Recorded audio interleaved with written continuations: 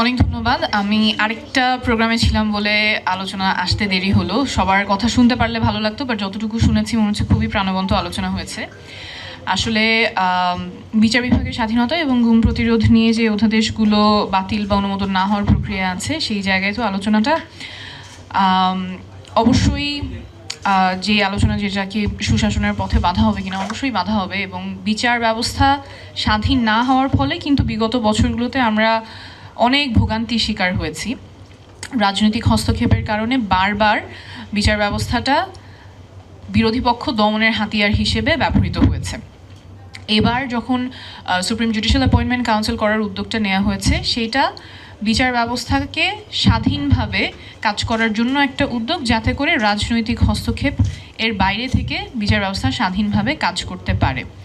তো এই অধ্যাদেশ যখন অনুমোদন না করা হবে, তখন আবারও আমরা সেই পুরনো ব্যবস্থাতেই ফিরে যাচ্ছি, যেখানে বিচার ব্যবস্থা স্বাধীন থাকছে না, এখানে রাজনৈতিক হস্তক্ষেপের সুযোগ থাকছে। এবং সেখানে বিচার বিভাগের নিয়োগগুলো তখন আর যোগ্যতা বা মেধার ভিত্তিতে হবে না, তখন সেটা কে দলের প্রতি বা সরকার পক্ষের প্রতি কতখানি অনুগত আছেন সেই ভিত্তিতেই হয়তো নিয়োগগুলো হবে।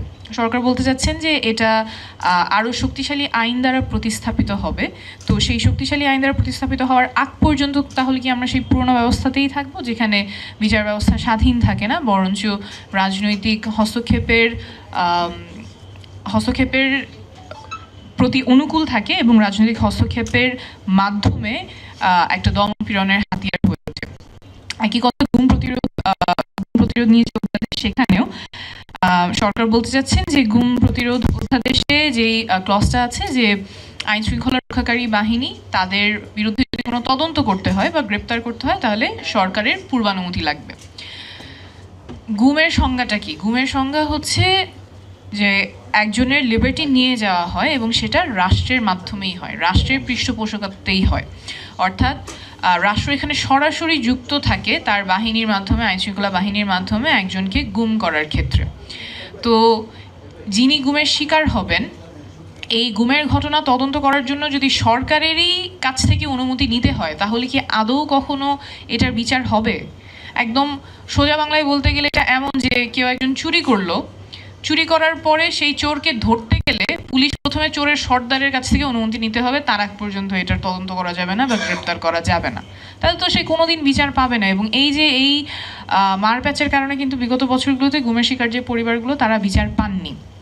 তো আমরা একটা অভ্যুত্থানের পরে স্বাধীন বিচার ব্যবস্থার কথা বলছি, গুম প্রতিরোধের কথা বলছি, এবং সেখানে কিছু ইউজফুল ইনস্ট্রুমেন্টস, কিছু ইউজফুল টুলস আমাদের সামনে আছে, কিন্তু মনে হচ্ছে আমরা পেছনের দিকে যাচ্ছি, পুরোনো ব্যবস্থার দিকে যাচ্ছি, যেখানে আসলে এগুলো প্রতিকারের এফেক্টিভ টুলস এবং যেই ব্যবস্থাগুলো বা মেকানিজমগুলো আমাদের সামনে থাকার কথা, এগুলোকে আরও মজবুত করার কথা, আরও স্ট্রেনথেন করার কথা, এবং যাতে এগুলো সঠিকভাবে বাস্তবায়ন হয়, মানুষের অধিকারগুলো সংরক্ষণে যাতে এই টুলসগুলো আমরা ভালোভাবে ব্যবহার করতে পারি, সেই রাস্তায় না হেঁটে আমরা পেছনের দিকে যাচ্ছি।